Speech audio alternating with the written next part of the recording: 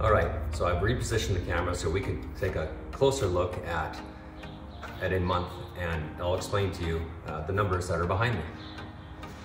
So as you can see, like I talked about in the previous video, we have a construction or maintenance. Let's just choose construction for now. In 2020, let's look at July.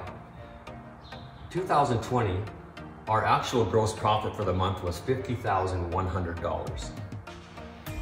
At the end of that year, we took a new look at the following year. We looked at what we thought the economy was going to do. We looked at our roster, the people on board. We looked at our equipment, the type of sales we thought that was coming up next year. And then we looked at all the costs relative to that particular sales plan that we thought we could achieve. And we came up with a plan of achieving $67,000 in gross profit. Okay, great. So after 1 week, we had a meeting. Every week we meet, and we have an actual number of $6,600. But we have 3 more weeks to get to this number. Seems undoable, because if you multiplied this 6,600 times 4, you certainly wouldn't get to 67,000. So there's a story behind these numbers, I'm sure, and Matt, who's in charge of construction gross profit reporting, would definitely have that number. In fact, he has reforecasted the end of the month to come in at 73,400, I should say, which is a 23% positive variance over our plan. That's fantastic. Matt obviously has a story, and he would share that in the meeting. So at any rate, let's go here. We forecasted our design, our construction, our maintenance, and we've added them all together. We have our gross profit for the company, and then we subtracted our overhead costs, and we came up with this.